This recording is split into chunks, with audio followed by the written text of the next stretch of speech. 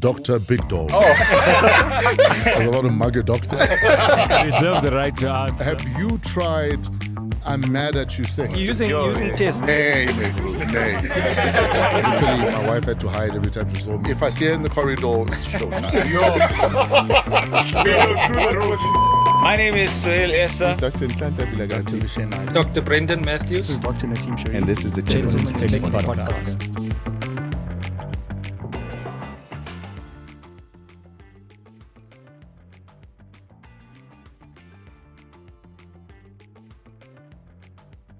Good day, ladies and gentlemen, and welcome back to the Gents Clinic Podcast. 6 South African male medical doctors on a mission to change the way in which we perceive men's healthcare. My name is Suhail Essa, and joined with me here in the studio is Dr. Brendan Matthews. Dr. Naseem Sharif. Dr. Untitled Vilagazi.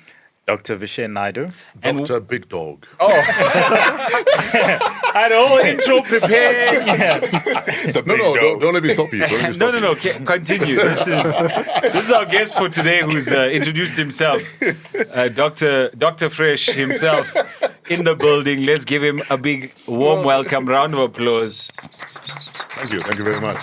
Dr. Fresh is here, joined to talk about all things men's health with us this evening. We, as always, Fresh, we generally start off with some interesting cases that we've seen since our last episode. So, guys, do we have any interesting cases? Vish, I think you were mentioning one very interesting case that got my attention. So, so as you guys know, I was actually here for the last podcast. I was actually on Yep. call. He was busy chopping up. That's correct. So I think pretty interesting case. There's not actually that many articles and case reports on it, but essentially it was a patient I saw. Yeah. I was actually on call, and it was essentially a complete transection of a gentleman's penis. Wait. For those Yeah. at home that are listening who want to know what is a complete transection of a penis. So essentially the entire penile shaft was transected at the base. So would that include testicles? No. So, So just testicles the shaft. were there, Okay. but part of the scrotum, so the actual skin, was cut off. Oh, wow. There's Clean two- cut. Clean cut. There's Sure. two ways this could have happened. Mob assault Okay. or a woman. You don't think traditional or Either- like witch either- doctor, yeah. Circumcision. Or it could have been a harvesting for multi-purposes. even. See, so we actually also thought that. Yeah. But the thing is, normally. Okay, but where was he found? No. So he was an isolated head injury as well as this penile transection. So he was actually very low GCS. So GCS, for everyone that doesn't know, is basically he was. Unconscious. Yeah. So it's the Glasgow Coma scale that we use to assess the level of consciousness. So He a was very low unconscious, really. level of Yeah. consciousness. So he was actually intubated by paramedics on scene. We're not sure what the time frame was from the transection or from the assault event, essentially, until they brought him to the hospital. So if your penis is clean cut off, how long before it's too late to reattach it? So essentially we use ischemia time. So roughly the general consensus is about 6 hours. You need to get the patient to theatre. There have been some studies where it's been a bit longer, but obviously The time, not the penis. Yeah, the Okay. time frame of no blood flow. But the thing is, there are certain things that can be done to obviously allow you a bit more time. So luckily, the guys in the emergency department, Suhail, Yeah. they actually managed to. The ED guys, the paramedics brought the penis in Yo. a packet That's crazy. along with the patient, and they actually managed to, obviously package it correctly. So the penis was basically in a packaging. Not surrounded package. by water. So the package was or packaged. anything. Yeah, the package. Yeah. Essentially, and was placed on ice. Oh, they put it on Yeah, ice. they did put Okay. it on ice. Because I was going to ask that question. How do you preserve In No, that no. ice? in that state, does cold or ice make it shrink further? I'm asking for a friend. Which friend is this? So they had it on ice. How quickly did you get him to theatre? So from the time he got to the hospital, which was, roughly around the morning, I'd say probably between 5 to 6 hours from when he was in hospital till we got him to theatre. But obviously the time that he was unconscious, we're not really sure about that time frame. So his penis is back on, not all is lost, full function. So this was obviously a few weeks ago, maybe 2-3 weeks ago. So we actually managed to reattach everything, the vessels, urethra, corpora cavernosum, spongiosum, and the skin. Everything was good for about a week and a half. And then? Subsequently to that, the penis started becoming necrotic. So started dying. Jeez. All Yeah. that hard work, all that packaging. It was long, actually. What happened? Did one of the vessels get... That's either obviously the actual. So we actually so any reattachment of a human body or part or anything, we call it the organ. So essentially the organ was, we're not sure what the ischemia time was. So it could have just been that the tissue was already dead. Okay. And then you just reattached dead tissue. But you gave him a chance, man. Yeah, we did give him a chance. The other thing could have been that the vessels that we anastomosed could have thrombosed, or there could have been a clot, or anything You like never that. know, it's micro. That was, we think more likely was that. But everyone's prioritizing the penis. Everyone's forgetting about the low GCS. Probably has intracranial bleed. In fact, I was about to ask, is he still unconscious? Is he at least up? Is he up? Is he? Forget the brain. We're looking at the Typical. We're just worried, like, we need to fix this penis. Forget the man's brain. He doesn't need that. He can live without that. So the other thing was also, like you evaluate the head and see whether, it is... The head of what? His penis or... We must be clear the here. top head. Okay. So basically, if someone comes in a really bad state, is it really worthwhile going to theatre, spending 10 hours, because we were there in theatre for 10 hours, reattaching the penis when the patient might not survive in terms of the head injury. 2 questions. Does size of penis determine how easy it is to reattach it? Fair question. No, it's a very fair question. Yeah. So Because surely the surface area, the girth, and everything else would make it easier or more difficult to reattach. And then secondly, surely he still has a chance though, if he was to get a donor, like the dude in Cape Town or the Stellenbosch. yeah, that is actually true. So So it's not all lost then. it's not all lost. He is actually awake now. So he's awake now. He's awake now. Yeah, I'd rather be asleep. Huh? Wake me up when Stellenbosch are ready for me. He's staying with one eye. He's like, put me back to sleep. Put me back.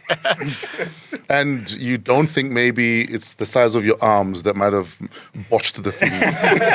Like, oops, Oh no. did a curl. Wait, but you haven't answered the question about the surface area. Would it actually matter, or is it just one stitch fits all?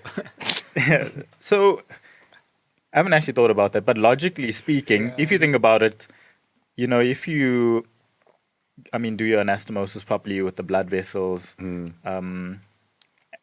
technically, if there's more tissue to supply, there's a higher risk that it, possibly you could have more it's tissue already loss. like micro surgery. So now if you That's have exactly. if you have micro penis, now it's micro surgery No, for you need a micro. microscope. You actually No, you need a microscope. Oh, you did it with a microscope because you had to attach the blood vessels and all that stuff.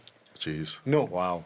no, you guys didn't. So use a at microscope. Joburg Gym, there was actually... no So you just use microscope. it blind. You No, no, just- no. That's Loops. why. Huh? That's why the guy's penis is now. Wait, hold on. No, What no, are- wait, loops. loops. Loops. What are Oh loops? yes. It's direct ophthalmoscope. So it's magnifying glasses. Oh. Yeah. I'm sure you've seen them. They look like. Ophthalmologist Oh, yes. Yeah, can yeah. explain It's it. a microscope in a form of glasses. Yeah. Okay, You so can it's like, adjust magnification. binoculars for your face. Okay. Exactly. Yeah. But it's like on glasses. Yes. Okay. No. I see. Okay. Sure. That makes more sense, man. I was worried. now Yeah, when because I there's think- no way you You can just went anastomose with your blood eyes. vessels. No, man. They use like a size, like a very small size, like a 8/0 Oh, proline. Okay, so next question, follow up on his one about the donor. Now, does he get put on like a donor list? What if he gets a white penis? Now he's black. Like what? How does that work? No, so there isn't actually a list. So that Stellenbosch one was actually the first one that was done. Ever? Yeah, Wow. Was that one successful? yeah, it was successful. Last question.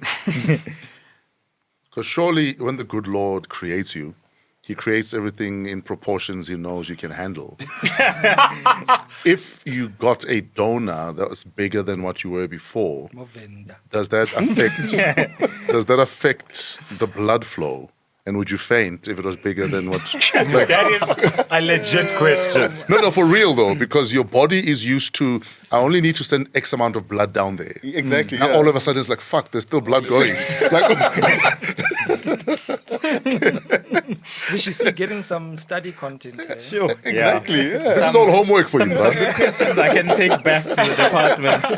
Hey, by the way, DJ Fresh asked these questions. What do you guys think? I'm hoping to be in a journal one day. Yeah. That we finally answer his Published questions. journal. All these questions Yes. Dr. Big Dog. from the big dog. All right. So let's go to the next interesting case that we had. Brendan, you want to tell us about the case that you had? Yeah, man. So I work in primary healthcare. That's a clinics. Yeah, clinics. And so I was approached by one of the sisters who came with a gentleman, or I don't know if I'm referring to him correctly, but a man, objectively looked like a man, Yeah. and said that he wants to become a woman. So he said he went to this nurse who he knows because he's shy or scared as to how he'll be accepted if he just follows the normal path in the clinic. So the nurse approached me because I think that I've spent a few years there now. I'm like sort of senior doctor there. And the nurse came to me and explained to me. So I was going on leave the next day, and obviously now when I'm approached with this, it's the first time I've actually come across it, I think with everything that's going on in the world and people transitioning, I've actually learned new terms, since my interaction with this guy. New words to use, how to describe what he wants, what he needs, because in the past, obviously, you use these words colloquially and you say, perhaps politically incorrect terms Like? to describe. Tell us these terms, Brendan. What are the politically incorrect terms? Which ones? The politically incorrect ones. So Can that, we know the like correct using so, like so that we know the correct like ones for to use. example, someone who's a tranny. I will just talk about tranny, and that's actually not how we're supposed to address. That's politically different, incorrect. yeah. It's I don't even think politically incorrect, man. It's more like derogatory. derogatory Yeah, to say someone has become a tranny when you Yeah. know. So he's So- actually so what wants. So what I learned, the word is gender affirming therapy. Okay. Yeah. So he came to seek gender from He came to seek gender affirming therapy, So I know there is a guideline.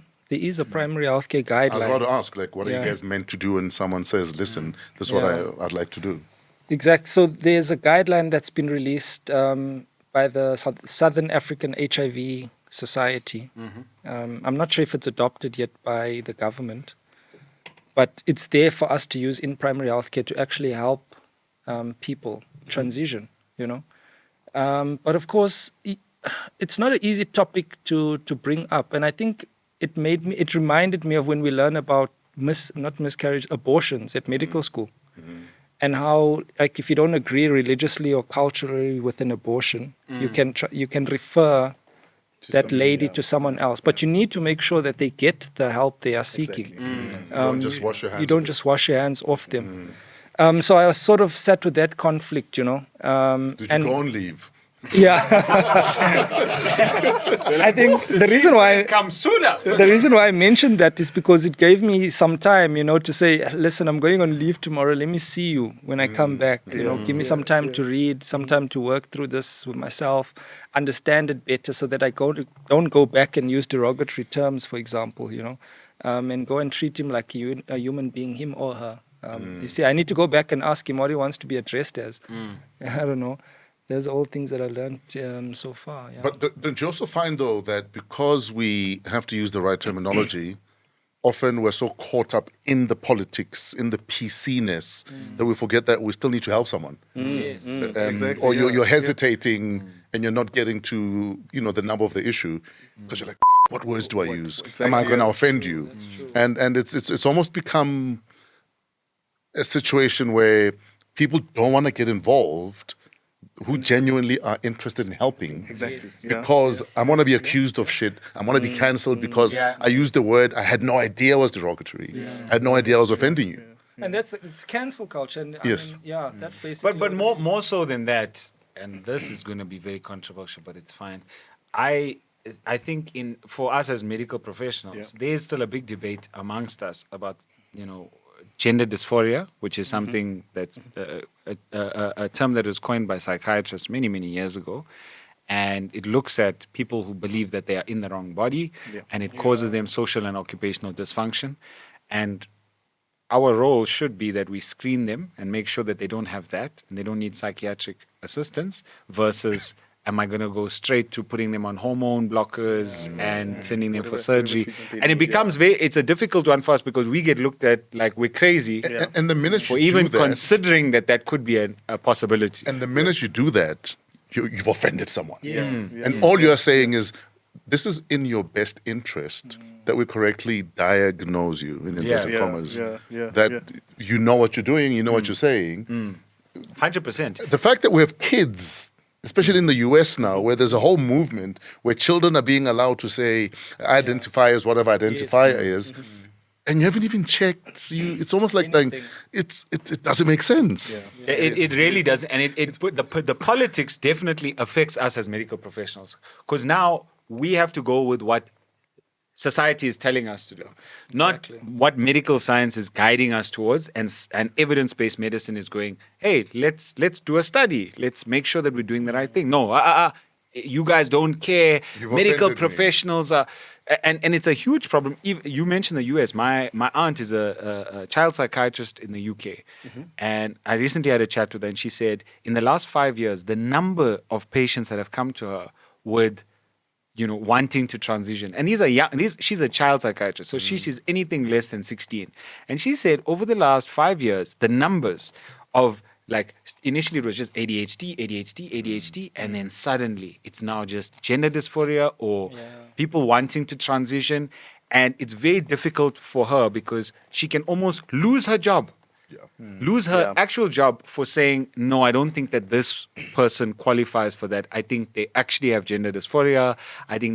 And one of the things that she definitely has said, based on the research that she's been actively doing, is that social media has had a big role to play in pushing people to say, because teenagehood is a very difficult time for everyone. Nobody knows who they are when they're teenagers. They're figuring themselves out.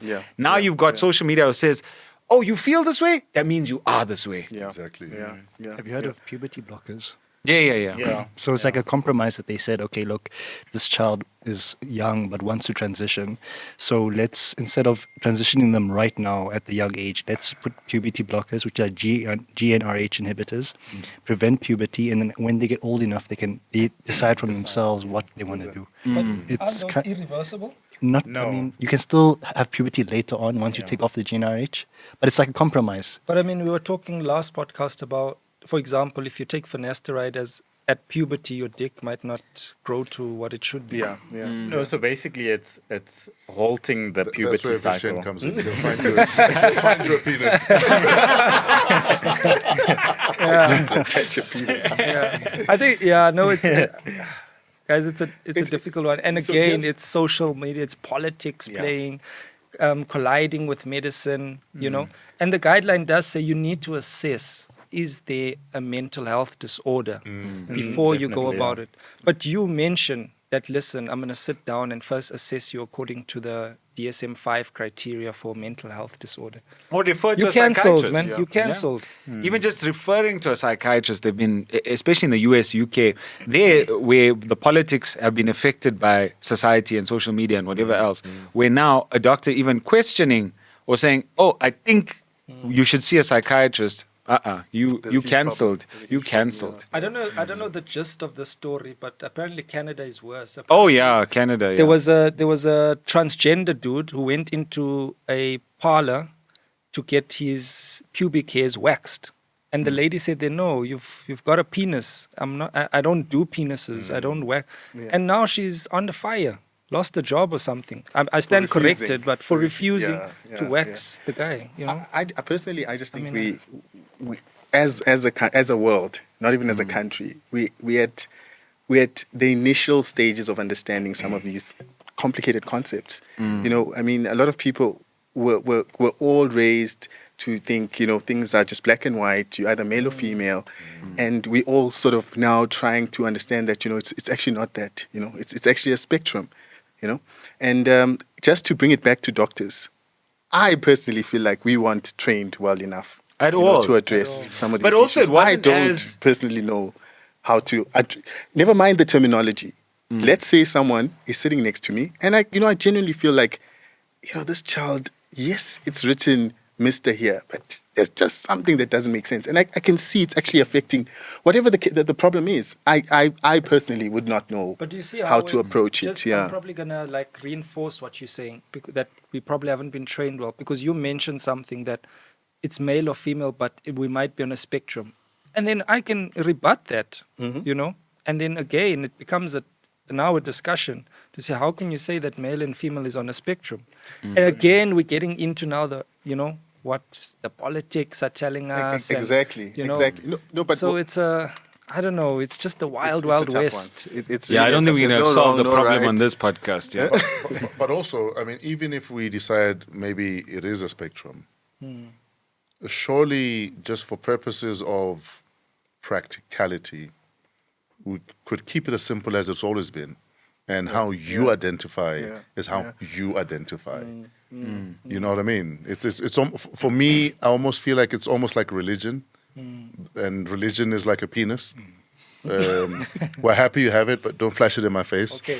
Yeah. I get you. That's a good analogy. You know what I mean? That you don't have to force me Yes. into where you are. Yeah. You know, whether it's mentally or otherwise. But for Yes. purposes of just stats, for instance, we need 5 men here, 5 women there. Can we do that? Because, I mean, right now we have trans women wanting to perform in women's athletics. Yeah. I think Yeah, that's I'd love to chat about and that. we have women athletes not boycotting and saying, no, I'm not going to do that. And for me, that's no, if my daughter, who's an athlete, is having to compete with a trans woman, I'm gonna protest Yeah. because we know you have an advantage. But you see, here's the crazy thing, right? We as medical professionals, we can all attest to our, based on our knowledge, that they do. But you will find people who genuinely believe that if I say I'm a woman, then it does not matter. Yeah, let me That wrestle the- other women. I can You know what I wrestle. mean? I mean, power lift there's against other women. Exactly. UFC. Sorry, not the UFC, but in America, in one of the lower amateur MMA leagues, they had a man, biological man, who in his 30s decided he wants to transition. He was in the amateur leagues, wasn't really doing that well, and you see this as a very common denominator amongst a lot of these athletes. They're not doing great. Transitions to woman, take some hormone blockers so that his test levels are just under what is expected for man, but optimal for a woman, Yeah. a female athlete, And compete. and then go to compete. He went into a match. He not just knocked out this.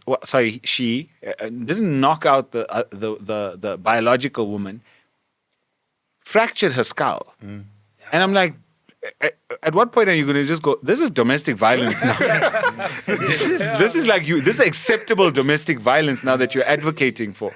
At what point are we going to say, actually, hold on, medical science has proven certain things that you cannot fight against. And one of them is having biological men who have gone through biological male puberty competing against biological females with lower testosterone and lower bone density, a whole lot of things. Yeah. And if you really wanna compete at that level, then compete with people within your own class. Then rather, you know what I mean. If we're It's fair. Yeah, then it's fair. Yeah. Then it's a competition. It's like us calling hunting a sport, but the animal doesn't have a gun. Exactly. Yeah. Who's hunting who? You know what I mean? It's only a sport when the animal also has a rifle. I want us to come back to this topic as a podcast, and it's Yeah. Yeah, I think it is a very, very. It's very We're interesting not too. gonna solve the but I just want issues everyone to know that I'm gonna help this guy. Please. Yeah, no, I'm going to You help should, him you as should, you should. appropriate. when you go and back from your when leave. I'm back on leave. Watch him extend leave until March. Buy yourself enough time. All right, let's move on to the next segment of our podcast, which is the interesting studies that we found for this week. So, Nassim, you want to tell us about the interesting study you found? So, we see a lot of patients with asthma and they have erectile dysfunction. Uh-huh. So, asthma and erectile dysfunction are like it's a high correlation. So, a lot of inflammation, the IgE and cause all these different issues with for the layman who doesn't understand, basically inflammation. huh? inflammation, right? I Yeah, can't. leave it there. Yeah. That's it. So, like what we usually give for people with erectile dysfunction is phosphodiesterase inhibitors, right? Viagra. These cause vasodilation and smooth muscle relaxation and increased blood supply to the penis, right? Increased blood supply, you get a stronger erection. Found out that these things also help with the lungs and asthma. So it also causes bronchodilation, right? So the muscles around in the bronchioles also open up. So asthma gets improved, COPD also improves, and your erection improves. So now they're starting to make phosphodiesterase inhibitors inhalers Ah. So people are just going and getting an erection. And getting an erection. So you can get a pump from your pump. Hope for a partner. That's a smart one, man. And people don't realize these medications, Cialis, Viagra, all that, they're used for other Lavitra. conditions. Yeah. You see, I don't know all the other names and the garage names. There was a Bang Bang Strong Man that sold at the garage. Wow. I was like, these names. Bang Bang There's Strong two. Man. Bang Bang There's Strong too Man. many. Yeah. Yeah. Well, now you get it in pump form. How was Viagra discovered? What were they treating again? It was pulmonary hypertension. Yeah. Aha, yes. So lung Because of the problems. vasodilation, But- obviously. But you also hear about how you take some of these pills, but they affect your Your nose. your sinuses. As well, yeah. So why does that happen? Yes. So Very same good thing, question. like nasal. So the most common side effect of Viagra is nasal congestion. Yes. Because of the increased blood supply.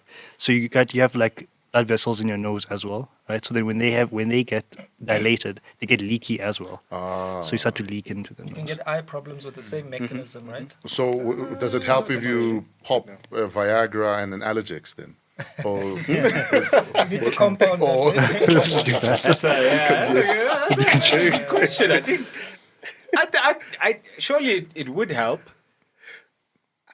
I think it's the increased mucus secretions from that increased blood supply. no, but is Instead it not of also, Allergex tablets, rather use like a nasal spray. Yes, So yes, but yes. is it Also not dose specific to the dependent? nose, Is yeah. it also not dose dependent? Does everyone who takes Viagra? Not Depends, I everyone. guess. Not everyone. That's probably why no one really. But if you've got I had a patient who had a issue with nasal congestion, and then I was like, listen, it's gonna make it way worse. So But I think the spray is very adequate. Like Yeah. just the Iliadin, Otrivin, Sinumax spray. Because then it acts right on the sinuses. yeah. And then you can breathe because almost you need extra, you need your lung capacity when you're on that So can I medication. just quickly? So were you asking for a friend about this nasal congestion when using? As I was saying, it's dose dependent. Yeah, I mean, some like, people might you do know, double dose. Normally, the people we consult with don't ask us those specific questions. I read a lot. Of course. You know, my concern is with men, though. Yeah. Because a lot of men are obsessed with how hard I can go, how hard I can get, how much I can show her. Yeah. Because we have this thing of I must show I her. need to show, yeah. But it's weird how guys will, for instance, say, I don't want a vaccination or whatever, I don't want to be vaccinated against whatever. But the minute they see Sohail popping a pill that he says it helps with erectile dysfunction, we don't even ask questions. We take it, whatever it is he's taking. And, there's so many over-the-counter products now that you can get at almost every filling station. Have these been tested? Why are they being allowed on shelves? Why are they being allowed to be sold? I don't think they do enough. They haven't been testing, tested. They're not regulated. I At think all. There's no regulation. So why are they around. allowed? So It's true. I And, you know, just think with most of them, it's supplements, it's herbs. Yeah. So it's. But do we know that it's herbs? That's the thing. That's you know, that's actually you know the why question. I think Good that they question. should We be should be regulated asking. because, I mean, when someone's having a heart attack and you're going to give them nitroglycerin, which acts similar to Viagra, but at a much more potent level. They teach that if you need to ask everyone, are you taking Viagra? But you also need to ask, are you using anything from the garage or herbal? Because they Yeah. have the exact same strong effect. Yeah. Or Some of even them. have some supplemented Viagra or sildenafil in them, you know? Sneakily, So- they just add it in there. Yeah. So yeah, I think that we need to look at this a bit deeper, man, because it has effects, man. It has. And coming to what you're saying, Fresh, in how the penis controls our lives, and that we don't even Controls a understand. man's life. We don't even understand how it's supposed to work, right? There was a guy I was consulting who said, "Listen, I have erectile dysfunction. I have a problem with when I finish round one, I have to wait 30 minutes before I go for round two." So I said, wait a minute, how was your time before? He's like, no, I just used to wash and go back. And he's like, 30, man. He said like less than 5 minutes. So I'm like, I had to teach him about refractory period. Do you know, 30 minutes is actually short, man. And the fact that she's lucky she's getting around too. I'm telling you. Most women don't. You know? So that the expectation that I really need to, this woman's Yeah. lying there, I need to get back to her within 5 minutes. Yeah. But surely there's also something to be said about the psychology of men, though, Uh-huh. and our obsession with delivery and size and like, why is there no mass counseling for men? Exactly. Or Precisely. to have us understand that we're so obsessed with half the shit we're obsessed with in terms of our delivery, women don't even think about or talk about it. Yeah. You know what I mean? And I often advise, especially younger dudes, that if you get your foreplay right, actually doesn't matter how long you go for. Thank you very much. Yeah. That's a very important point. That's a very important Are you a point. fellow 1 minute man?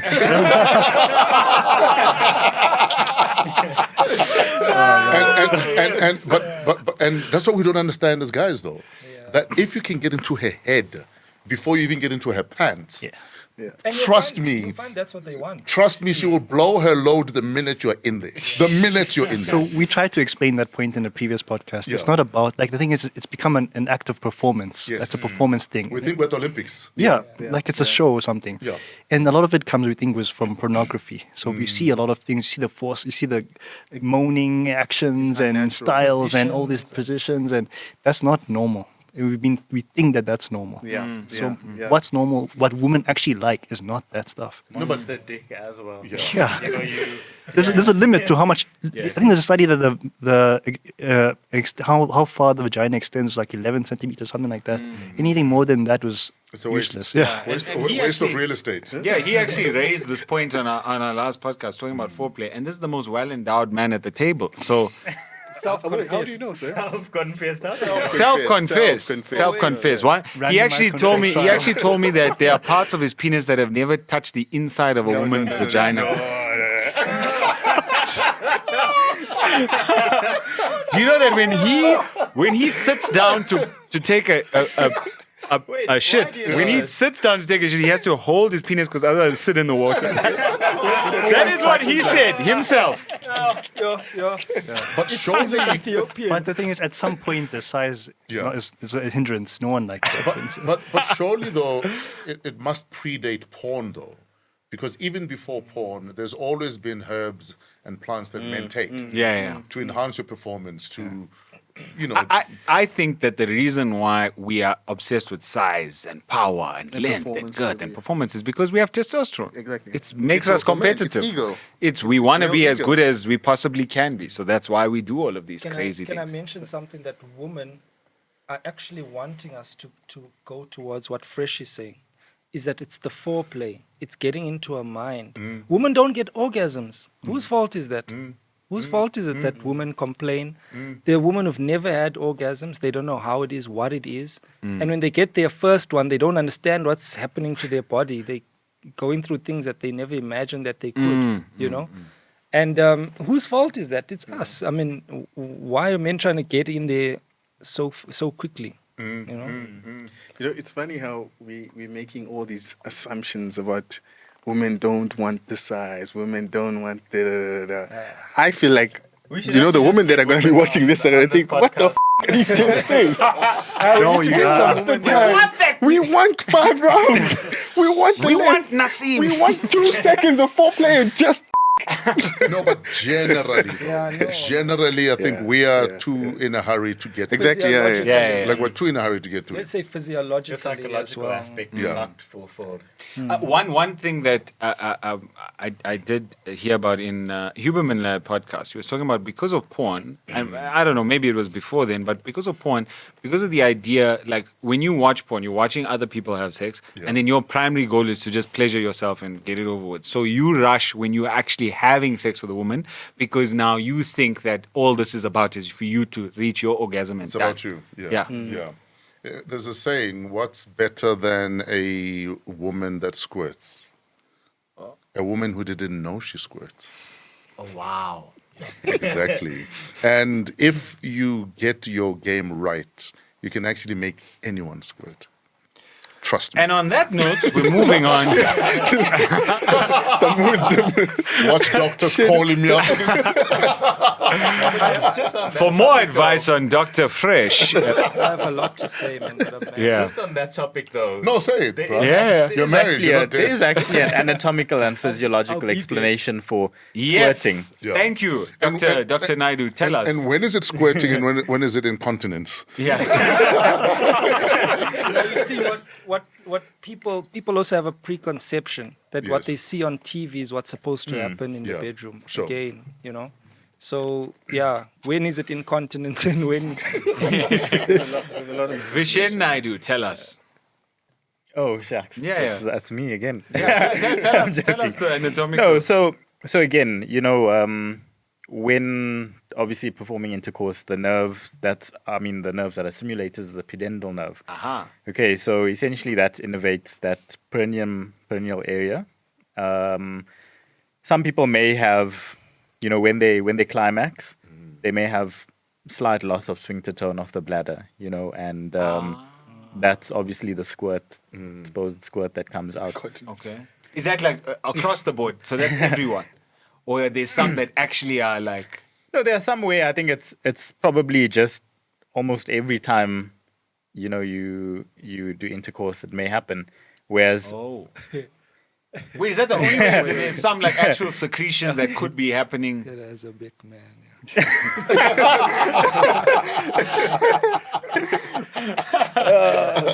So Engage us. essentially what you're saying, it is urine. There's no. it is urine. It's not. It's urine. Gents. There's no special secretion coming from. No, but I've seen vaginals like, Gents, come. and So- it wasn't from the bladder. No. So okay. It's in my book. Dr. Big Daddy. Wait. Dr. Could Big they Daddy. not be like... Because you know you have the so the Bartholin's urethra glands is in. So what you look at Yes, obviously is called the vulva. sure. So inside that, on the top part, obviously it's the clitoris, and then Yes, below the that beam. is Yeah. the urethra, Yes. and then just below that is the actual vagina. Fish, there's liquid that comes out actual vagina. Yeah. That's discharge. That's as much as what I No. can say. That is. That's as very much as what I sexually- can I'm morally allowed to say. You're gonna Yeah. you're gonna do the forward for my book. There's liquid that comes out. Anonymous. As much as I can say. You sure it Dr. wasn't? Brendan You sure it Matthews. wasn't a man ejaculating semen? Were you in Thailand? Because then, yes, that was liquid. That was liquid. I think the big question that I've always had, right? So from the vagina, there's obviously secretions that we all know, the white secretions. Some women regard that as cum. So that's them orgasm. Because the thing is, like you were saying, with porn and all these things that you see and you watch, we've kind of classified orgasming as the squirting of, you know, shooting of fluid. And I've heard a couple of people who say, no, just that white secretions that you see, that's me. That's talking me. about. Are you talking about that one that dries and becomes like Exactly. feta cheese? Yes, and, yes. He was... Okay, yeah. In fact, on that note, why are there no female doctors? Yeah, that's No, something we need. it's We need to really actually need have to- a full-on episode. Because Yeah, now we we're have just a couple of female doctors. We're just postulating. Look, about, we are the gentleman's clinic. Oh, yes, we are gentlemen's clinic. Yeah, so yeah. we discuss men's problems. But I think we Good just save. Good save. we're just shooting blindly in the wind as well. Like Yeah. medically, Yeah, we need yeah. to get a woman's personal Yes. experience. Opinion. with- Exactly. I love yeah. the guy. But to be honest, Yeah. some women also don't know that they have two holes down there. Yeah. So some women might, so they'll be like, they've never known that there's another hole called the urethra. Okay, yeah, that's true. So Which is you connected to the actually, bladder, which yeah. is connected to the, you might actually get a woman that says, no, it comes out of my vagina. Not knowing one this. entity. The one entity. Fresh will tell you that you can. He has seen it coming out the vagina. Well, you can have a fistula, by the way. Yeah, you can actually have a You fistula. can have a fistula. Okay. All right, moving swiftly on. Unless Fresh has something very I think it's profound. I think it's poetic that you're telling us about how we're shooting in the blind and you're the one with shades, like Stevie Wonder. Eyes don't lie. Chico, what is that saying? Chico, the eyes don't lie. Yeah, they don't. All right, let's move on to our next study presented by Dr. Vilagazi. Tell us, what is the interesting Cool. study that you found? All right. So the reason why I chose the study, number one, it's a new study, very reliable study. It was actually a systemic study of a couple of meta-analysis. The title of the study is, Should We Be Prescribing Testosterone for Perimenopausal and Menopausal Women? A guide to prescribe testosterone for women in primary health care. Women control us already. Do we really want to get them tested? See, that's exactly what I thought. I thought to myself, wait a minute. Wait, so there's people actually thinking about this? She's in charge already. I don't know if I want her with more tests. Give her more. So what are you trying to achieve? Yeah, So, as you guys may know, I mean, both men and women produce testosterone, right? Women actually, premenopausal, produce 3 times the amount of testosterone quantity compared to estrogen. The reason why they produce testosterone is actually for the same reasons why we also need it, right? Obviously, it's of mental focus, libido, yes, weight, function, and some of the cardiovascular risks that come with not having testosterone. So that's probably the main reason why. The big problem that these studies, or all these studies that have been done in women, is that there's a huge sort of lack, or maybe pharmaceutical interest. There's not enough pharmaceutical interest in providing the sort of the dosing that women need, because they obviously need a bit lower. And I mean, as you guys know, in SA, I mean, you can only find 100 milligram minimum. Yeah, and a woman obviously would need way lower than that. Legally, 100 milligram. Legally, yeah. Okay. Women suffer because of HRT. Like a lot of, you see them having hot flushes, osteoporosis. Exactly, All yeah. of these symptoms of menopause, basically. Yeah, And when they go to seek for help for starting HRT, they struggle to find someone who can help them. But I personally have never met a woman who's So 6'8". there's no doctor out there willing to microdose test for women. Well, according to the study, it's only just been for study purposes. There's no people who are actually doing all of this stuff. But someone is watching this right now. they so- are. And just thinking, there's actually a market for this. Yeah. they are actually. So They are doing it. they are. So I think the most important thing here is obviously to notice that this study is for menopausal women or perimenopausal women. So it's not for your age group, gents. Don't now be looking at your wife and thinking, your libido is low. I should probably TRT you. Well, yeah. So the big limitations of the study, like I said, it was a dosing issue, and another big problem with TRT in general, male and female, is that there's not enough studies on the topic. There's not enough done in the topic. So there's not a lot that's understood about, especially adverse, side effects of taking testosterone. Interesting, man. So those were the big problems. But yeah, it was very interesting. So the women that they did try Troches and transdermal testosterone injections, or giving them testosterone, they found that these women had better libido, they had better cognitive function, they were sleeping better, there was reduced development of osteoporosis and all these bony complications. So they actually, I mean, the test actually helped them quite a lot. That is dope. Yeah, I thought, you never really think test and women. Never, It's ever. just, And you're going to find I that never thought about that. the studies are going to come out, gynaes are going to take onto it and start giving women tests at a higher rate than what we're giving men tests who need it. Because we're not giving men tests Exactly, where they yeah. need it, We're just dismissing men who actually have low testosterone and who can benefit from it. And you'll see how gynaes pick on this and start giving women, and women start. All things being equal, though, as a guy, from what age, on average, would you advise, either whether it's microdosing your test or supplementing For your men. test? For men, yeah. For men. From about 40. So from about. But how many people know this and are actually even doing it? Well, that's why we're here. I think, ideally, you should. I'm 10 years late.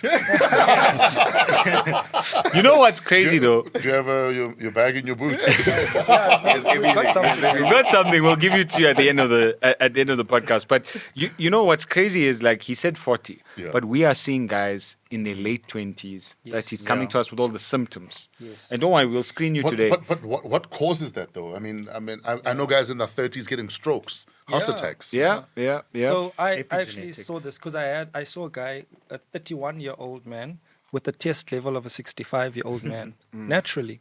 So it's either that your testes are affected, so maybe a disease or cancer or your testes, but also genetics play a role, obesity plays a role, and that affects how your brain stimulates your testes to make testosterone. Okay. So you can actually just be chowed by your genes, That's a big Just being thing. born to the wrong family. Obesity and insulin resistance. So if you're insulin resistant in your 30s, best believe you're going to start having Low symptoms. test, And yeah. we're getting type 2 diabetes at people in their 20s, 30s, strokes in their 30s. It's a lot of lifestyle.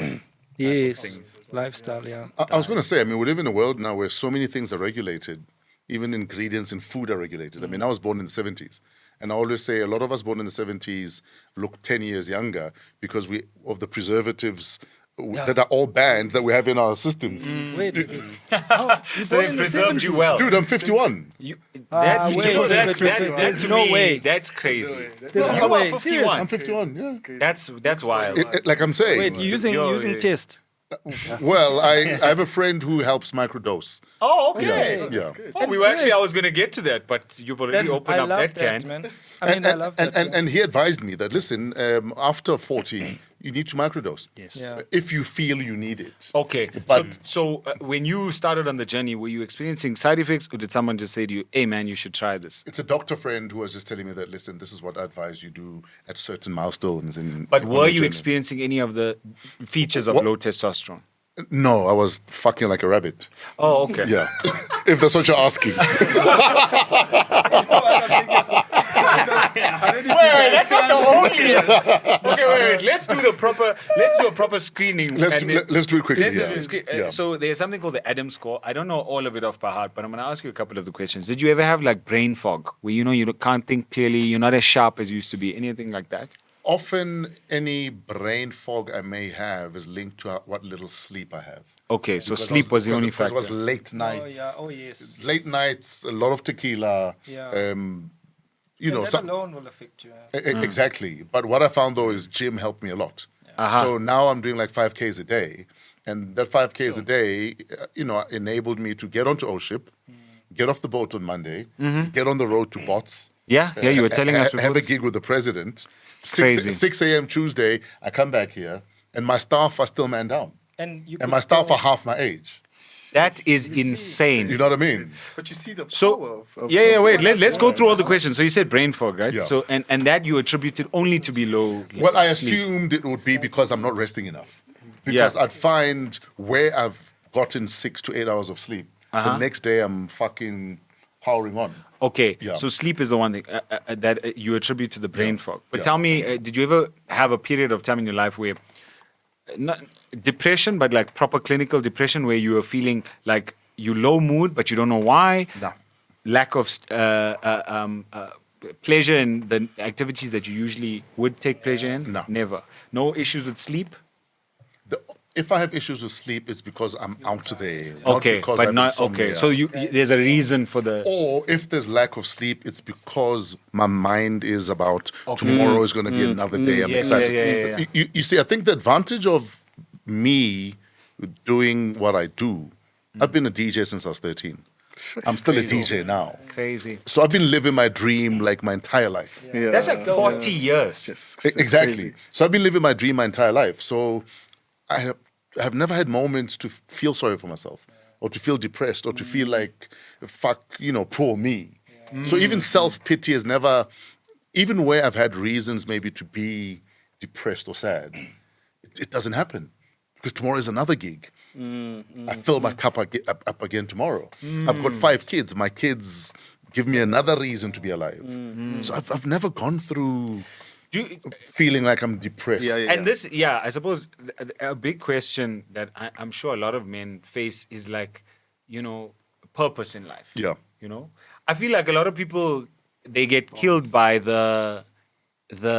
they think it's, I've got low testosterone, I've got this, I've got that. And perhaps it's just, I've got no purpose. I don't feel motivated to do what I'm doing. I don't know Or why you're I'm just waking clinically up. depressed. Yeah. Because there's also a huge distinction between the two. It doesn't mean because you're sad, because you have anhedonia, like you're saying, Yeah. just not liking things that you used to like, you're not sleeping well.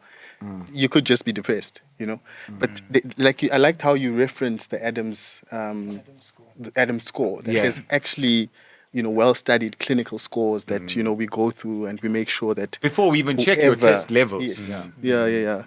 And obviously to avoid people who still want to have kids, Sure, yeah, sure. because that's a big one. Am I crazy that I still want one more kid? Listen, I'm 51. No, you're only 51. Only. And you look like you were 5 years older than all of us. So So, Fresh, I wanted to ask, at the last podcast, I Yeah. made an example of how testosterone keeps you going as a university student, where you have sleepless nights, play sports, have sex, party, all in one night. And like so, we were well, talking about our experiences. and he asked the students question, so if I'm 55 and I go on test, will I be able to do the same thing? And you just described that you do that. Exactly. And I think you missed one point in the cycle you spoke about where the rest of your team was tired. You could still probably get an erection. I did. There we go. There we go. You understand? And I'm so excited, Fresh, to I'm hear glad I that. excite you. Not that part. But you a model because I was so shocked when you said you were born in the 70s. You don't look it at all. The way you talk and describe your life, you don't feel it at all. And I think you should be a role model in terms of what a man doesn't need because you're over the age of 50. You now need to be seen as a grandfather. Sure. And, you're taking kids to school, Exactly, you go home and you just said, your wait wife. to die. Basically, essentially, that's what people do. become aloof at home, Yeah. That's there are men shouldn't your what it age be. who are like, it's time to retire. Yeah. You see, Time to They've just done everything. on the porch. And do you know what the wildest thing is? I'm enjoying my career over the last 3 years more than I've enjoyed it over the last 30 years. Wow. It's the wildest thing ever. that's amazing. Like tomorrow, like my December is just gig after gig, and I'm excited. I'm like, let's go. It's like you at the ER. Yeah. I need a gunshot wound. Yeah, I'm not that excited. I don't feel as excited So as man, you are. Aren't you? Who's in Hillbrow? You're in Hillbrow. Yeah. I'm sure New Year's Eve you have a boner, bro. I was like, what am I fixing today? Wish. Yeah, look, I don't Never like think that. we are as passionate about our jobs as you are about yours. No, but the fact that you guys went through everything you had to go through to become doctors, that's passion enough, bro. That's dedication enough. That's commitment enough. Yeah. Yeah. 100%, man. 100%. So Fresh, advice out there for men maybe who don't know about TRT or considering it or Before we even delve deeper into the advice, I think we need to establish, when did you start your yes. journey on TRT? Jeez. Probably 5-6 years now. 5-6 years. Yeah. And I mean, And it's once in a while. It's not even I'm doing it all the time. He will tell me, "Don't forget to come in." do you check your bloods? Do you assess? your levels? We haven't checked levels. No. Okay, you haven't Yeah. checked, but Yeah. you're not like regularly month by month. No. And also, you said you are not someone who suffered with side symptoms Exactly. already. Of going into But- it. but- so it was just kind of adding a layer onto what. But one thing I'm advising a lot of my friends though is don't take it lightly if you can't get it up. Because it might be a cardiac event waiting to happen. Yeah. You know what I mean? Often 100%. we think I can just go to a garage, get a tea, boil it, and I'll be fine. And you have your bone for however long you have your bone, but your heart is still begging for help. Fresh, you sure you didn't study medicine? So I'm telling you, this guy, he's been just shooting out, so for me, it's key that we, and I think that's the problem with us guys though, that we think as long as I can walk, I'm fine. Yeah. And a lot of guys with stage 4 cancers could have nipped it in the bud at stage 2. But because you're like, flip, there's blood in my poo, but I'll be fine. A year later, you got stage 4 rectal cancer or whatever it is. And I think we need to learn as guys to say, fuck, something's wrong. Yes. Let me get help. Yeah. A lot of us are dying unnecessarily from shit that can get fixed 100%. if we bother to say, I need help. The guys come to us when their penis stops working. Their heart's dying. Yeah. They've got high cholesterol. They are on their deathbeds. But the moment they can't get it up, they're like, right, it's time to see the doctor now. Talk to someone now. Yeah. And sometimes half of the shit we're going through is just stress related. 100%. You've got all these psychosomatic fucking ailments and conditions and whatever else, but all it is it's up here. But when you're not 100%. willing to say, I need help up here, now your whole body's going to shut down. Like, I what the think fuck? what we are hoping also to achieve with this podcast. I mean, it only gets about 1,000 views each episode so far, but people It'll grow, bro. people who come- This is necessary. people who come and consult, having watched the podcast, Yes. are excited to talk. They feel free. They feel comfortable. We even laugh on during the consultation. Yeah. Yeah. I've had that. I mean, he'll Because they say feel like they know you. exactly. Yeah. You'll even, like, one guy was saying to me, yes, when my woman turns into dog style, that's when it's over. And he's never going to tell his doctor that he sits over the table with. Never. Exactly. So, In fact, that's what I was telling Sohail when I had him on my podcast, that what you guys are doing is underrated. It's such... Thank you.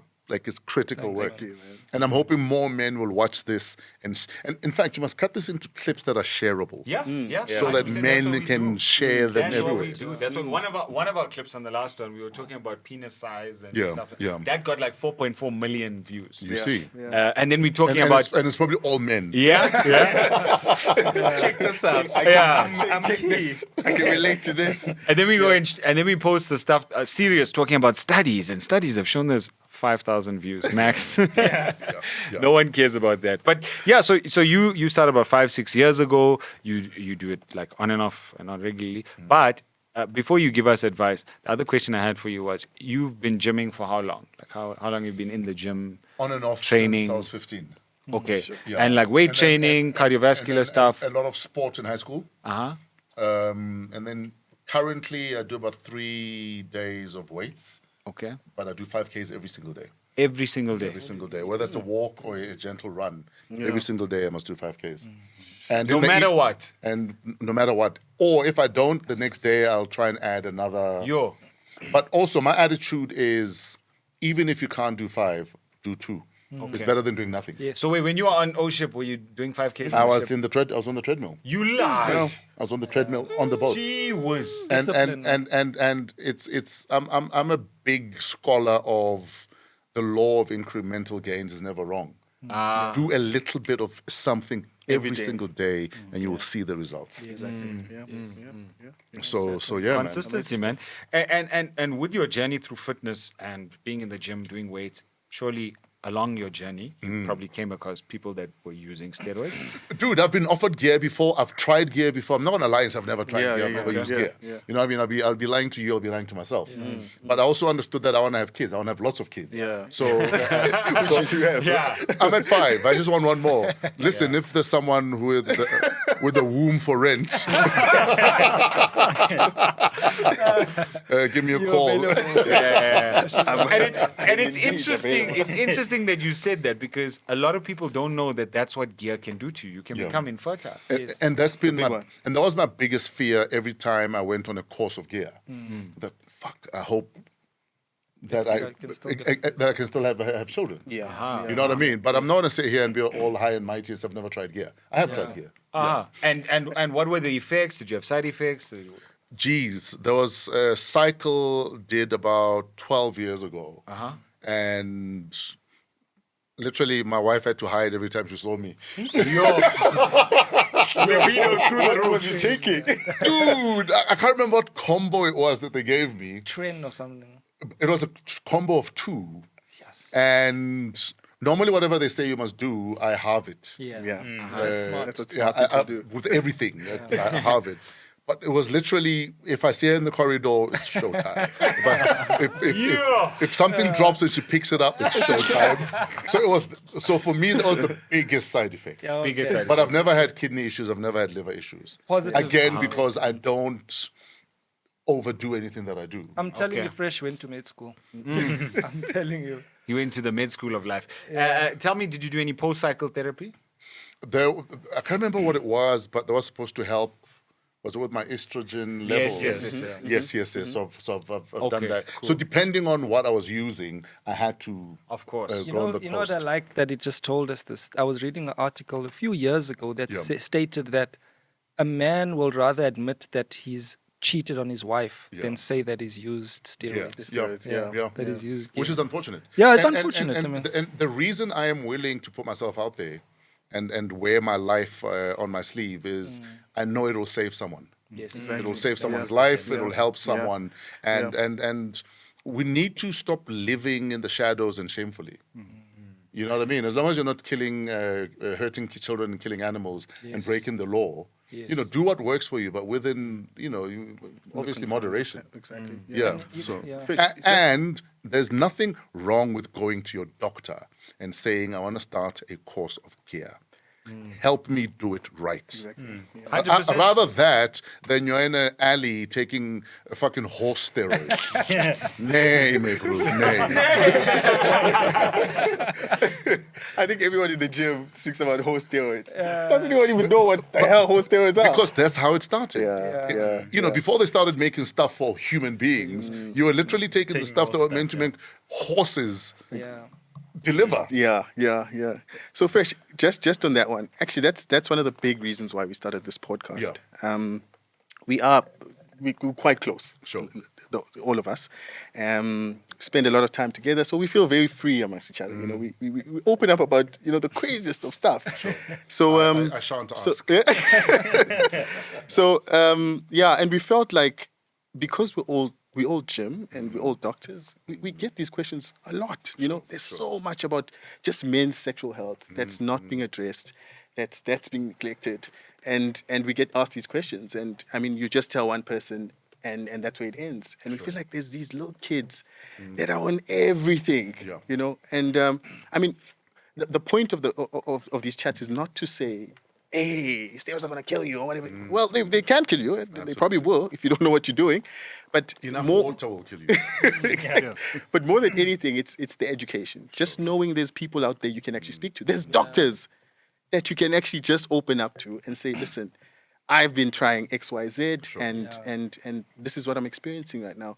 What do you know? How can you help me? And yeah. In fact, there was a nursing sister I used to go to, once a month for vitamin B shot.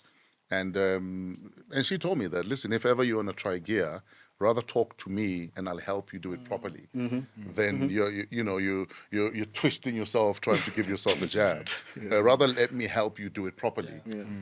So I've had guys in the emergency come in with abscesses on the bum. Yeah. Yeah. Abscesses. I've seen guys obviously with SVTs, like issues with their heart attacks, and in their 20s. Yeah.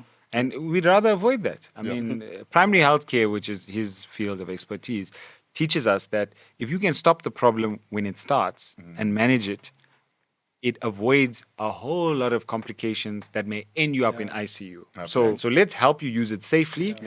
for the right reasons at the right time, get you off it properly, Sure. then you're not going to end up in the ER with severe complications and die prematurely. That's my Fresh thinking was about. talking about using injections, the abscesses. Yeah, Obviously, we're trying to get alternative delivery methods now yeah. that we're going to use at the Gents clinic.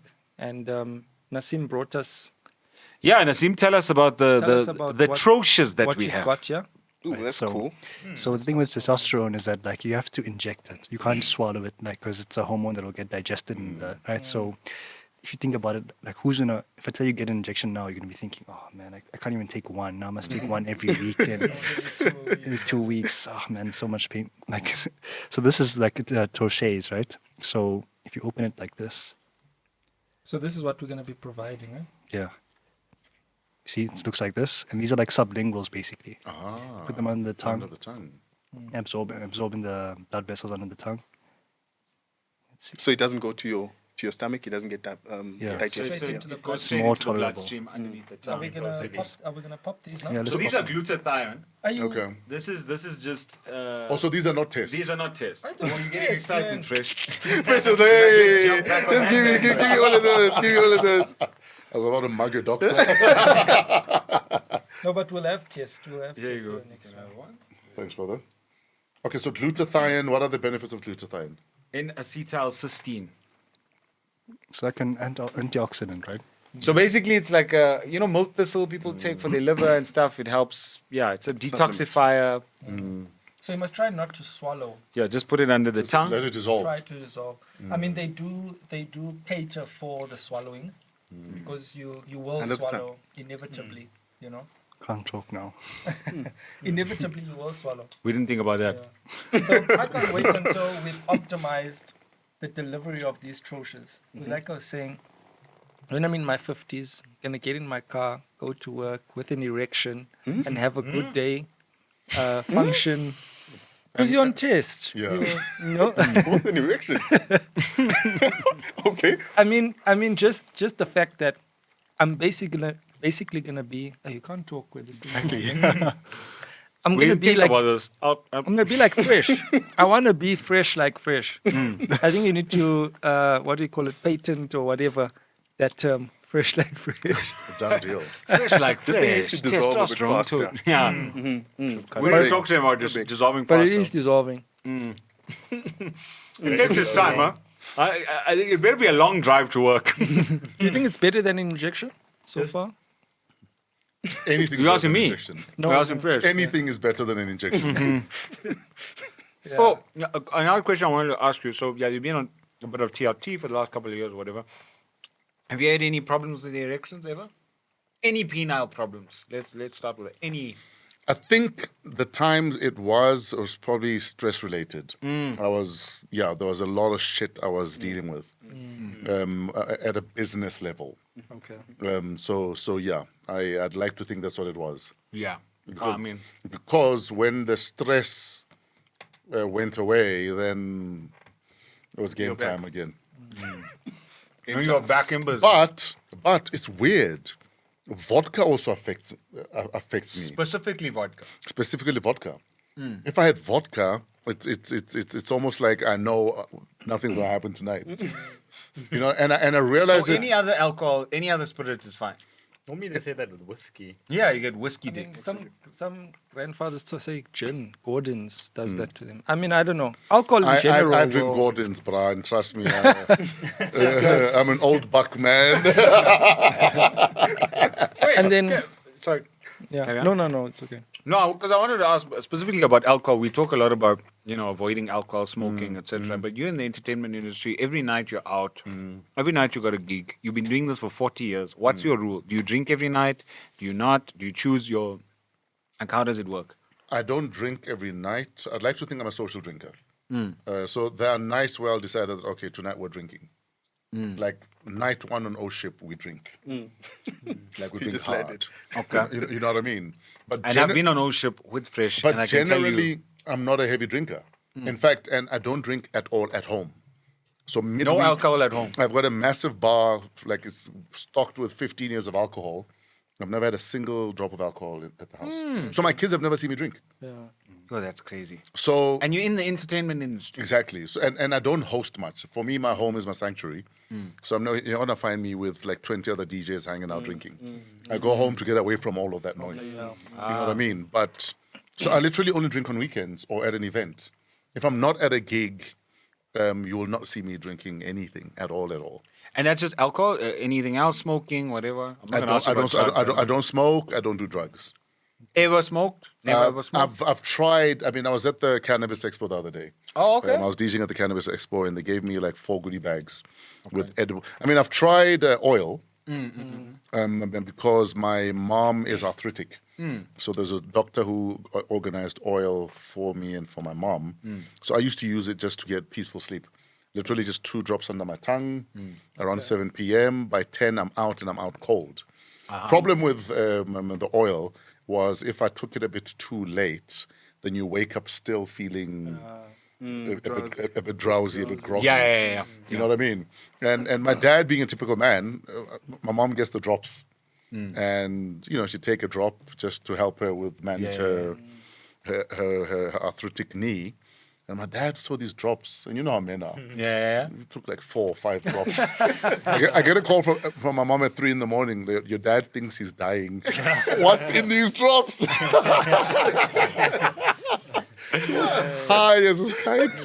Man, it's so wild. Yeah, no, that stuff's not to be played with. So like I'm saying, so weed, I'm not a weed smoker. But if you pass me a joint, I'll probably have 1 drag because it does nothing to me. Oh, wow. Like it does nothing to me. Wow. Like Just nothing. like social to be part of the. Because who doesn't want to smoke and cough a bit? And then drugs, not interested. Okay. Like not interested. At all. I mean, I've tried MDMA because we're in Spain. It was fun and it's cool.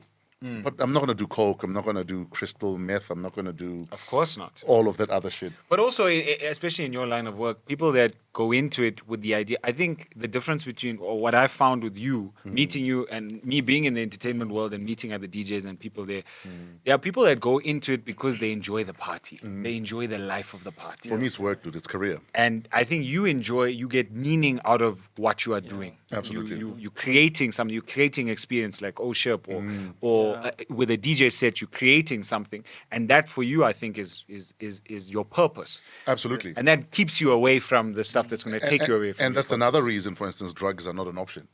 Because then you're starting to fuck with your bag. Yes. You know what I mean? And that's what's put my kids through school. That's what's put a roof over my kids' heads. Yeah. So I'm very intentional about that. And I think also maybe I'm not cool. Yeah. No one offers me drugs, eh? I don't get offered drugs ever. And you know what's surprising? That, Dude, has anybody come up to you and asked you if you have drugs? In a club in Miami, because I later found out that often the drug dealer is the big black guy. Yeah. So I'm in a club. I'm in a club in Miami, and some American girl's like, "Do you have any party favors?" what the hell? It's like, what the fuck are you talking about? And then I asked the American dude I was with. It's like, "Oh, she thinks you're a dealer." Oh, wow. Yeah. So I've been asked for drugs before. Okay. Yeah. The US. I just want, maybe this is the last. Yeah. So I've got 2 last questions, but whoever else wants to ask I've got first. also just the last closing. So it's been I think it's been very good having you here. Thank you very much. I'm very happy that we got to speak to you because I didn't know where this podcast is going to go, But you again showed us how knowledgeable you are, how well read you are. And my question basically is because you've opened my eyes so much to you as a person. Do you see yourself, or would you want to be seen as a role model when it comes to issues of manlyhood? Because we're the Gentleman's Clinic, we deal with men and issues of men. And I mean, just everything you spoke about, really hit me at a Personal level. or soft spot, and something I resonate with you, So would you see yourself as a role model to South African men? Honestly, I think there's a lot of pressure in putting people on pedestals or role modeling people. I think we're all flawed. Human beings generally are pathetic. But there's nothing wrong with finding pockets of excellence within people that you either want to emulate or that inspire you to live like that or to perform at that level or to be disciplined at that level. But, and I say that because we live in a world where we're quick to, you could find the cure for cancer. But the minute we find you, I don't know, snorting in an alley, you'll forever be known as the doctor who was caught snorting in an alley, and you'll be cancelled. And unfortunately, human beings are not black or white. We're so nuanced as human beings that we almost want to treat people as black or white and nothing in between. And that's the problem. And I think social media has led us down that path where we're quick to throw people away. Yeah. But we're all flawed, every single one of us. So I'm the first one to always say, I will find that which is good in a person because we all have that in us. So, you know, as much as Hansi Cronje was cancelled, my attitude towards Hansi, even at the height of the scandal, was I will always tell my kid, if he ever plays rugby, that, not rugby, cricket, that was still a great cricket player. Yeah.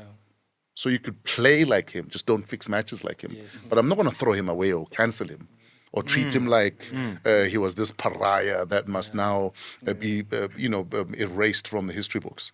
So if there's anything about me that inspires you, I'm happy for you. But don't put me on a pedestal. Okay. Yeah. No, thanks. Mhlahla, you had a question? No, you kind of touched on it. Yeah. You kind of touched So on yeah, it. just since you've mentioned being on T for quite a few years. Obviously, with the age and stuff, and I think also with other gentlemen that maybe in the age group or that watch our podcast, I think it's something very important or also to be checked up. But have you experienced any prostate issues, or have you been essentially screened I for do any those. prostate? I mean, my doctor insists on those. So I do like my annual my bloods to check cancer markers and everything else. Okay. Yeah. So the only thing I struggle with, funny enough, despite how much cardio I do, is my cholesterol. My cholesterol levels, if I don't watch them, spike. Okay. But that can be hereditary. And- For a lot of people, it's And just I've had that hereditary. problem for the last 15 years, where I'll do a battery of tests. It's the cholesterol that comes back saying, It's high. watch yourself, watch yourself, watch yourself. And are you taking something? to control it? It hasn't been that bad that I need to take something, but my doctor has just warned me that watch it, have your oats and take, watch what you eat basically, because we assume that because you're doing cardio or you're not fat, you're not gonna have cholesterol. Yes, of course. You know what I mean? And I think that's the biggest mistake we make. That because I can run 20 Ks a day, I can't have cholesterol. Yeah, but what's your diet like? Generally, I'm very disciplined.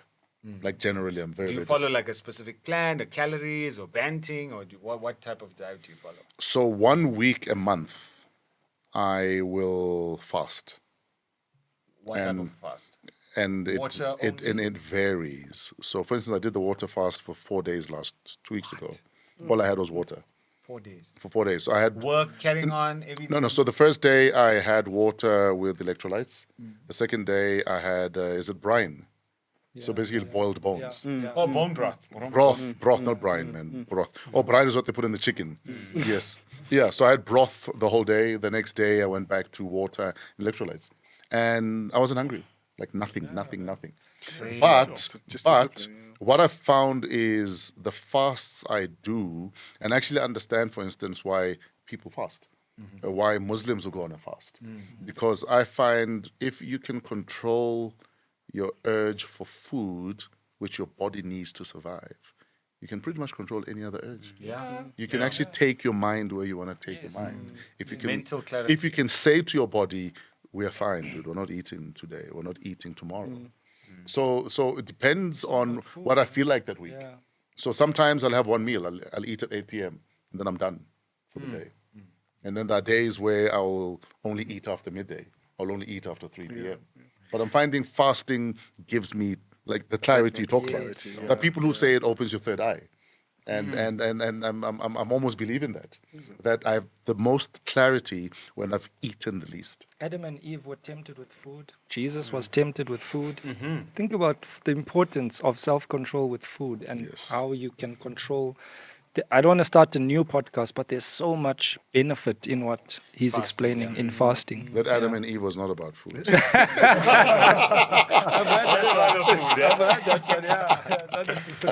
Okay, last two questions I have for you, Fresh, because sir. we touched upon it. The first thing you mentioned when we started talking about TRT is libido and how your libido has never dropped. I recall watching the roast of Somizi, and Skumba made a joke about you. He looked you in the eye. I'm not going to do Skumba's accent because I might get cancelled. And the I motion. was going to say, I don't be racist. Yeah. So he said that you claimed, I don't know where and at what point you claimed. I did an interview and I said, generally in your relationship, you must try to have sex once a day, at least. day, yeah. Every Once day. a day. So is that something that you follow?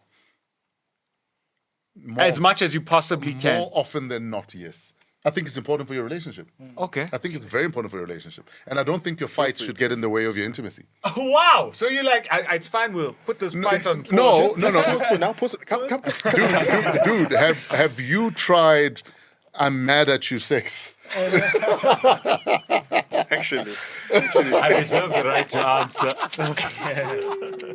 No, but I think it's important, even just in your relationship, that there should be certain things that you keep in place. So even if you're fighting, fight with love. Yeah. If you learn to fight with love, then your fights would not get in the way of the love making either. Because everything comes from a place of love. Wow. You know what I mean? But if it becomes angry, if it becomes personal, then it starts affecting other things too. You know what I mean? And it's not an easy thing to. I'm not preaching something that I think is easy. You know, it's difficult not to want to get personal when you fight, You know where especially when you know so much about the person. Intimately. I had to learn that at work, while specializing. So Yes. during my specialization, you learn how to deal with patient encounters, Yes. aggressive patient. And you learn that when if the disease is the problem, Yeah. you fight the disease. You say, okay, let's not fight each other. These results are the problem. Let's fight the results. And then I was like, wait a minute, man. I need to take this home, I need to understand at home that me and you are not fighting. We're fighting the issue that's at hand. Yep, Yeah. 100%. And so we can still have sex through this issue. But in real life, it's difficult. No, and if you can learn to not only fight, but get over the fight. Yes. Because sometimes you're not speaking for 3 days. By day 4, you're like, why aren't we speaking to You each don't other? even know You, anymore. you know what I mean? So I think it's important to be disciplined about that also.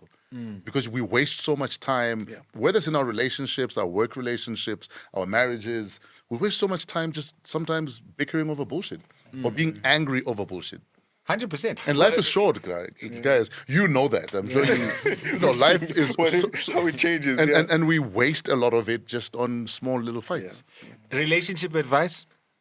Best relationship advice. If you could give men 3 tips on how to maintain, sustain, and have a amazing relationship for the rest of your life, what would you say? One is it won't be amazing for the rest of your life. Of course. Thank you for clarifying that. Yeah, that is 2, I think honest comms are so important. Honest. Like honest, but not. I'm trying to tear you down. But you need to be honest with one another. I'm not saying tell her she's fat if you feel she's fat, or tell him he's small if you feel he's small. But I think it's important to have honest conversations in your relationship. 100%. Sometimes we hang on to a relationship that's dead. We're not even willing to admit that this thing is dead. Like Be the honest that it- CPR failed, like nothing. The defibrillator failed, like nothing. Hey, Dr. Fresh, spitting bars here. man. So sometimes we need to be willing to communicate that we've tried and we failed. It's okay to fail. You know what I mean? I mean, I remember when we announced that, well, we didn't announce it, leaked that myself and my wife were getting divorced. And we were separated for 3 years, but we're living under the same roof. Because we understood that for the kids, we can't just rip the carpet under their feet and one of us move out or I move out. But also, we also admitted that your kids deserve 2 happy parents. And the happiness of both your parents sometimes lies in them being apart. You know what I mean? Because kids pick up when there's kids. 100%. They're the first ones to pick it up. 100%. So now, do we want to stay in an unhappy marriage for the kids, or do they deserve both of us to be happy but apart? Wow. What's going to raise healthier children? Parents who are apart but are both thriving, or parents who are together but every day is a fight. Yeah. You know what I mean? So, and that's exactly what we said to the kids. That it's not, we're not saying we don't love each other anymore. You know, yes, the relationship is fucked out, but we both want to be happy, and we're not happy in this marriage. You know what I mean? So I think the kids understood it at that level, and the fact that we stayed together I literally just moved out 6 months ago. Wow. Literally only moved out. We separated 4 years ago. The divorce was only finalized about a year and a half ago. But we living under the same roof. And you feel that transition. I was there in the cottage, but it doesn't matter. That transition of you sort of what's the word, sensitizing Sure. your kids that you know dad's gonna move out Sure. at a specific time, or I don't know how you done it, but in that manner, you think it was, you know, right now they still happy? And The only reason I regret taking as long as I did to move out is since moving out, I'm actually enjoying the kids more because they come over and I cook for them and we hang out, we take walks together. Whereas when there's two parents, you almost deputize the one because you're busy. But now you're forced not to be busy to spend proper time with them. You know what I mean? So evenings I take walks with my daughter, she's 15. And I think we've spent the best 6 months of our lives better than the last 14 and a half years that she's been my daughter. Because now we get to spend proper quality time. Dedicated. Like this morning we woke up, we made breakfast together. Her little brother and his friend were playing video games. 6 in the morning, I hate school after this. But we made breakfast together, we sat and we had breakfast. You know what I mean? So and the reason I'm saying this is because often we treat divorce as doom, gloom, animosity. I hate you, we're going to fight, we're going to hate each other. You have to do what's in the best interest of the kids. Like, by any means necessary, do what's in the best interest of the kids. Even if I hated my ex-wife, if she was unemployed and there's an opportunity for her to get a job, I will tell her there's a job opportunity there. yeah, Because if half of the parenting unit is dysfunctional, your kids will become dysfunctional. 100%. So it's in everyone's interest that both parents are thriving. and often No, irreversibly. no so. matter how much you hate each other, you both need to thrive so that these little people can thrive. That's the advice I can give you. Wow, I think you summed up not just being a good partner, but a good husband, And a good good divorcee. father, good divorcee. I feel like you're putting out an advert here. You need any help? So finally, the last thing, and I know we've gone way over time, but this has been by an only 30 extreme. minutes. Yeah, there's been an extremely interesting conversation, and eye-opening, and I mean, just insightful all around. The final question I have, I'm in the entertainment industry, and I'm a baby in comparison to you. You've been doing this now for over 30 years. Yeah. In the entertainment industry, longevity is something that almost no one gets. They have a thriving career, a few years, max 10 years, and then they're out. They've either blown all their money, they're either into drugs, they've lost homes, You are someone that I see as, I know he mentioned role model, but you've managed to make a full-on career out of your passion. You are in a good place from what we've gathered, mentally, physically, spiritually. Tell us what we don't have to number it. You can tell us how many tenets you have that you follow in order to achieve the success. But what has actually given you this longevity in your career, in your life, in your relationships? Just to sum it all up. I think first things first, I love it so much not to disrespect it, what I do. And what does disrespecting it look like? Disrespecting it looks like showing up but not showing up. If I'm booked for a gig, I will show up and I will show up. Crazy. He was telling me a story on when we did the podcast. How you at the Rugby World Cup final, he had a gig watching it in the DJ booth. You were watching. You were like, I'm not saying no to this gig. I'm going to do the gig, but I'm going to watch I want to watch the the game. rugby. So I think it's important to always show up. A lot of us show up, but we're not really there. And people can pick it up. That I feel disrespected. That I've paid top rand for this entertainer, but they are not they're not bringing it. So I think it's important to show up like at all times. I think it's important to go above and beyond. Yeah. If you want me to come entertain for an hour, chances I'll do 2 hours if I don't have to go somewhere. But going above and beyond is also realizing that you are just one cog in a bigger wheel of that event, which means how you treat the cleaning lady adds to the aesthetic of the entire thing. So, for instance, what I do, and I'm very intentional about it, when I get to a venue, I greet the security. I greet the guards. If I'm walking past the bar, I fist bump the bar staff. I make everyone feel seen. A lot of my repeat gigs are because the staff said, we want him back because he sees us. A lot of us are very aloof because we think I'm the important one here. We won't even greet the security dude. But you expect him to tell you, oh, they're trying to steal your car when they're trying to steal your car. You know what I mean? And thirdly, humility is everything, guys. Your humility will open doors your talent might never touch. Yeah. Just your humility, how you treat people, how you make people feel, will open doors your talent can't even touch.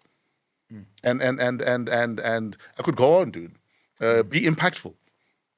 How many of us operate at a mediocre level and we're happy with it?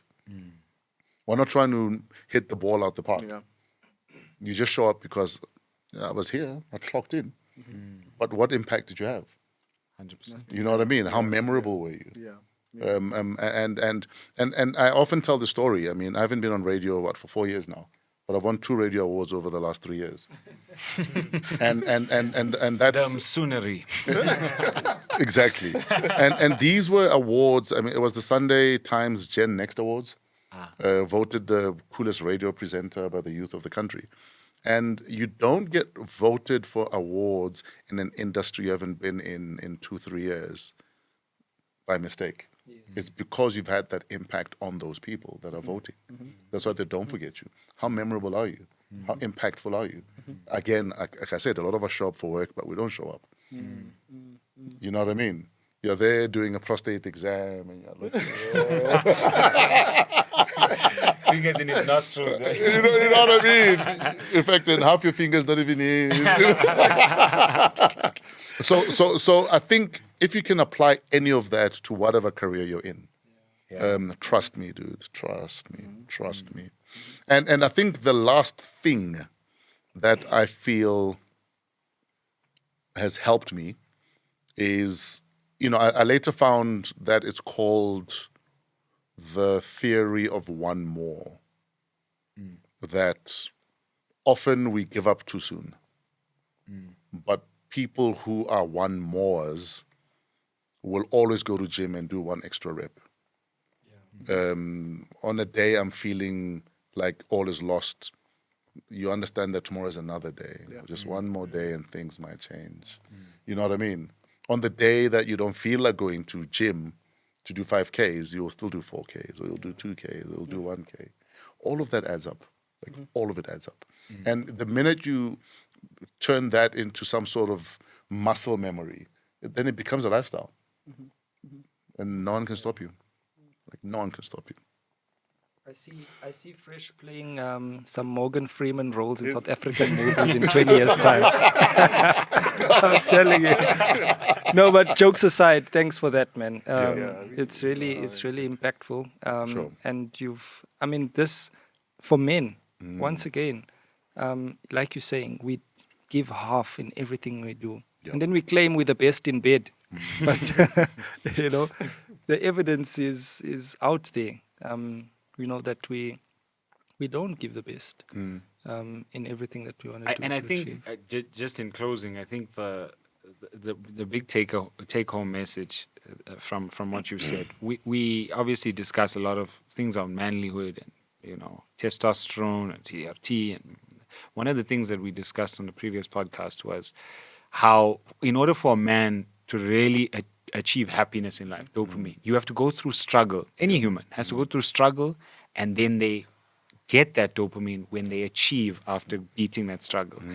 And I think for a lot of people, not just men, they go through life just saying, I'll just show up. I don't really need to give my full effort. But in actual fact, being human and being happy is all about going through some deep struggle, deep challenge, and coming out on top. And I think with the advice that you've given us, we're all going to be showing up. And I hope all the viewers and listeners to this podcast take that message home. You got to go through something. You got to be something, be impactful. But most importantly, make sure you show up. All the time. And Dr. Fresh, you've shown up today for our podcast, and we really appreciate you being here. Thank you all for staying this long and watching another episode of the Gents Clinic podcast. My name is Dr. Sohail Essa, and I'm going to let the others sign themselves out. Dr. Brendan Matthews signing out. Dr. Naseem Sharif. Dr. Nhlanhla Vilagazi. Dr. Vishen Naidu. Doctor in the making, big dog. We'll see you guys next time. Cheers.